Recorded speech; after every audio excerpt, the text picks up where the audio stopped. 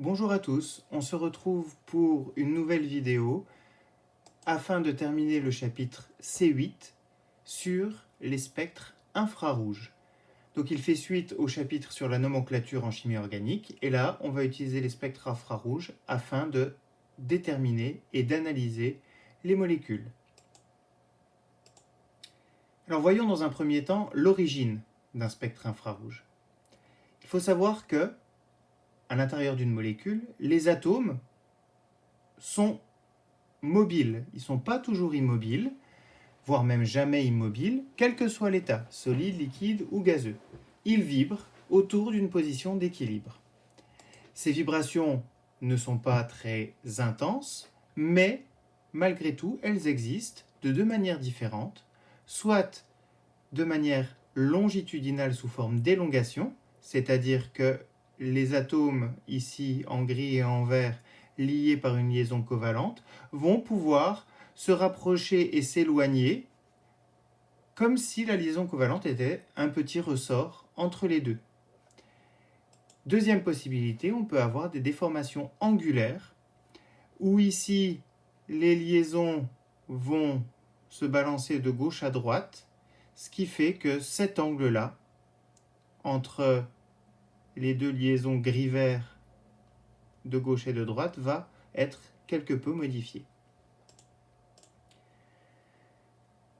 Du fait de ces vibrations, les molécules peuvent absorber des rayonnements infrarouges et ça va modifier les vibrations des liaisons. Et on va ensuite répercuter cela sous forme d'un graphique qu'on va appeler un spectre infrarouge. Alors, dans les faits, comment procède-t-on ? On envoie un faisceau monochromatique dans les infrarouges avec une certaine intensité lumineuse sur une substance qu'on va étudier, et à la sortie, après la substance, on aura un faisceau d'intensité transmise. Cette substance aura donc soit absorbé, soit laissé passer, plus ou moins, le faisceau, la longueur d'onde incidente. C'est le même principe que ce qu'on avait vu avec la spectroscopie visible, l'absorbance et les spectrophotomètres.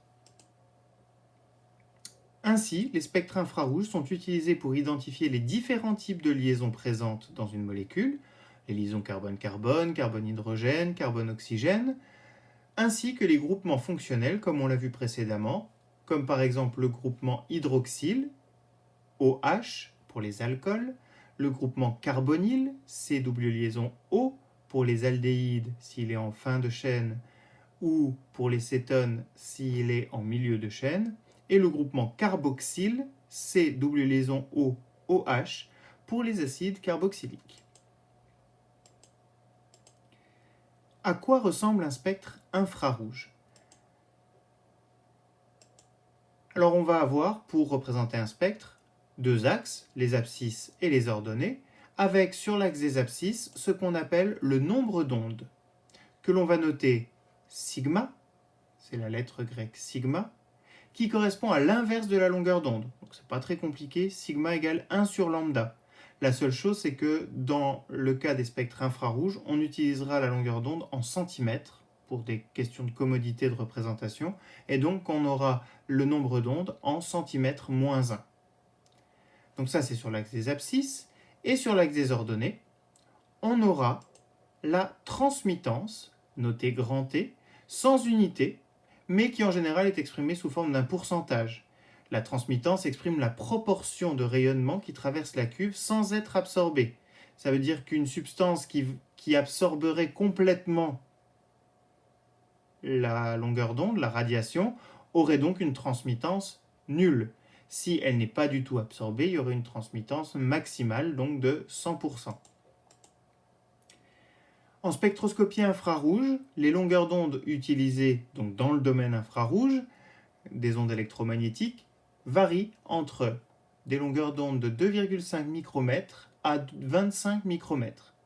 Ce qui correspond, si on utilise la formule de la diapositive précédente, sigma égale 1 sur lambda, avec lambda en centimètres, donc il faut faire une petite conversion ici, je sais que vous aimez faire ça avec les puissances de 10, on obtient donc un intervalle de nombre d'ondes compris entre 400 et 4000 cm-1. Voilà notre axe des abscisses, le nombre d'ondes en centimètres-1, et vous remarquerez juste que pour une fois, il est orienté de la droite vers la gauche. C'est comme ça qu'on représente les spectres infrarouges. Ça ne change pas énormément le principe, même si on n'en a pas l'habitude. En ce qui concerne l'axe des ordonnées, on sait que la substance peut absorber les radiations. Donc on va avoir, nous, un axe en transmittance et non pas en absorption. Donc si la substance n'est pas sensible à la longueur d'onde qu'on lui envoie, elle va tout laisser passer. À ce moment-là, tout sera transmis. On aura donc une transmittance de 100%. A l'inverse, dès qu'elle va absorber un petit peu la radiation, la transmittance va diminuer. Et si elle absorbe toute la longueur d'onde, toute la radiation, alors à ce moment-là, la transmittance sera nulle. Donc la transmittance va varier sur l'axe des ordonnées entre 0 et 100%, et on met simplement une droite horizontale ici pour marquer le maximum des 100% de transmittance. Alors comme on parle d'absorption, on a non pas une absorption basée sur une seule longueur d'onde, mais plutôt sur un intervalle de longueur d'onde. Cet intervalle peut avoir une amplitude variable. On peut avoir une absorption sur peu de longueur d'onde, un intervalle petit. À ce moment-là, sur le spectre, on aura plutôt un pic, qu'on dira une bande fine d'absorption. Ou alors, on peut avoir une amplitude de longueur d'onde, donc de nombre d'ondes très important. Et à ce moment-là, on a plutôt une bande d'absorption assez large. Mais comme on parle d'absorption et que sur notre graphe, on a la transmittance, alors les bandes seront dirigées vers le bas. Ce qui nous donne, en reprenant le graphe de base, un exemple de spectre infrarouge que voilà. Alors j'imagine vos têtes d'ici en vous disant qu'est-ce que c'est que ce truc, ça va être compliqué. Ne vous inquiétez pas, on va grandement simplifier les choses et vous allez voir que c'est très simple à étudier en classe de première spécialité. Alors, effectivement, quand on les regarde, ce sont des spectres très complexes. Mais ils sont complexes parce que les molécules peuvent être aussi elles-mêmes très complexes, avec beaucoup de liaisons de nature différente. Il peut y avoir des CH, des CO, des CN, il peut y avoir des CC, des C double liaison C, etc., etc. Et il peut aussi y avoir plusieurs fois le même type de liaison à l'intérieur de la même molécule, ce qui complexifie encore le spectre. Donc nous, en fait, on va étudier une seule zone de ce spectre. On va ici laisser tomber cette partie en dessous de 1500 cm-1. Pourquoi on la laisse tomber? Parce qu'elle est complexe à étudier. Elle constitue ce qu'on appelle l'empreinte digitale d'une molécule. Donc elle est typique pour une molécule. Mais nous, on ne va pas l'étudier, il faudra juste savoir qu'elle s'appelle l'empreinte digitale en dessous de 1500 cm-1.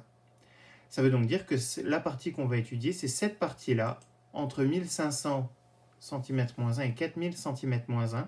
C'est cette partie qui va comporter les bandes d'absorption des liaisons utiles en chimie organique. Comment on va faire pour analyser un spectre infrarouge? Alors on sait que chaque bande d'absorption est associée à un type de liaison, caractérisé par les deux atomes et la multiplicité de la liaison, comme je vous l'ai expliqué juste avant.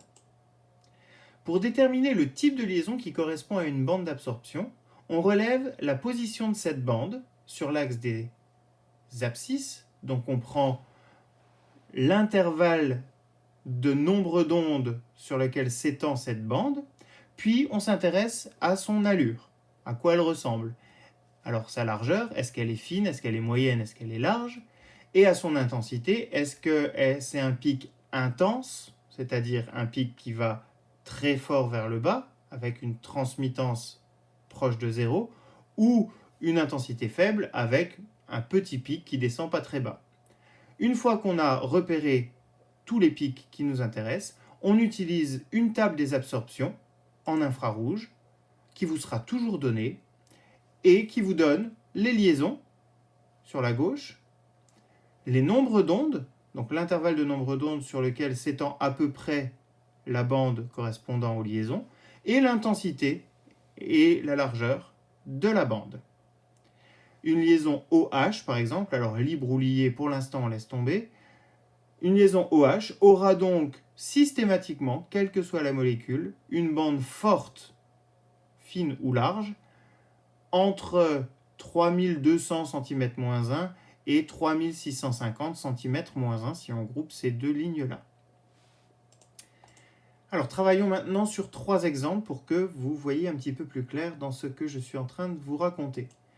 Premier exemple, le spectre de l'éthanol, CH3, CH2OH.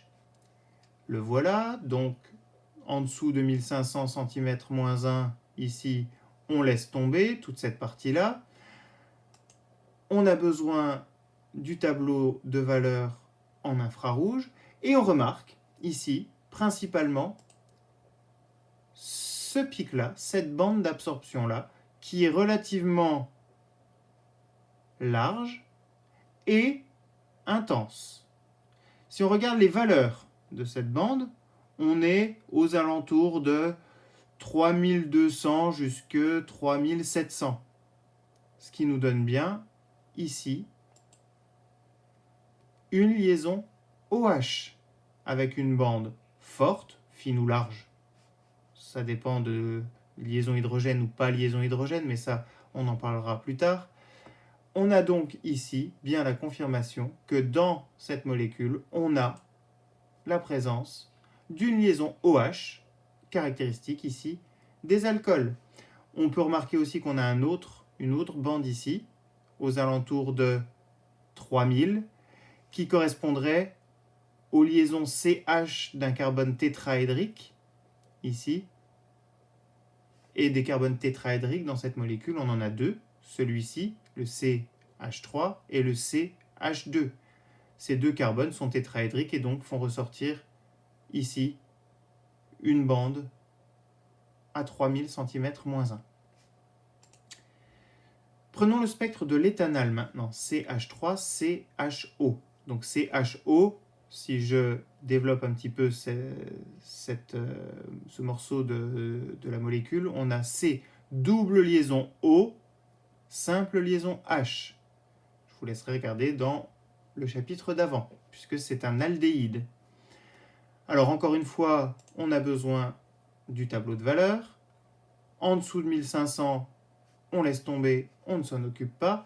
Et on remarque un pic, ici, assez intense, aux alentours de 1700-1750 cm-1, qui pourrait correspondre,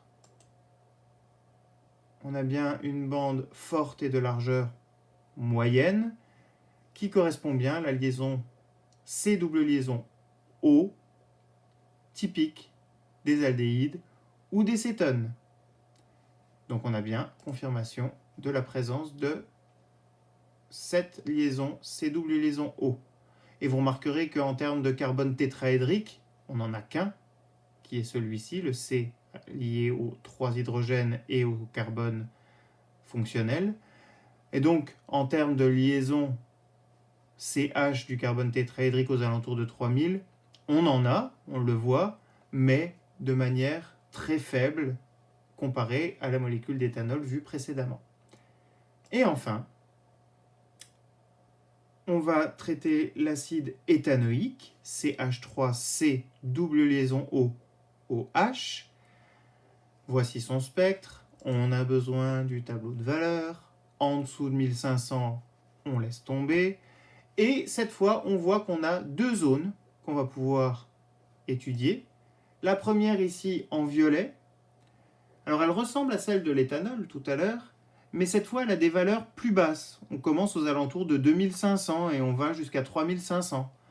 Et on remarque que OH, ici, une bande forte et large entre 2500 et 3500, le OH des acides carboxyliques, qui ne sort pas au même endroit que le OH ici des alcools. Donc, on aurait confirmation qu'on se trouve en présence d'un acide carboxylique. Vérifions si c'est un acide carboxylique, on aura forcément la présence de C double liaison O des acides carboxyliques, avec une bande forte entre 1660 et 1740. Effectivement, on a ici la bande dont je viens de parler, entre 1660 et 1740, qui confirme bien la présence du C double liaison O des acides carboxyliques. Et on a bien confirmation que on est en présence d'un acide carboxylique.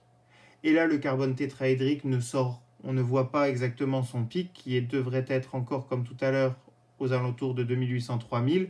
En fait, si on regarde bien, il est ici, je montre avec le curseur, il est ici mélangé, superposé à la bande du OH des acides carboxyliques. Voilà pour l'intégralité de ce chapitre C8. Je vous laisse faire les exercices du TDC8 que je joins à mon envoi. Je vous enverrai le corrigé de ce deuxième TD en début de semaine prochaine. En attendant, travaillez bien, prenez soin de vous et à bientôt. Au revoir.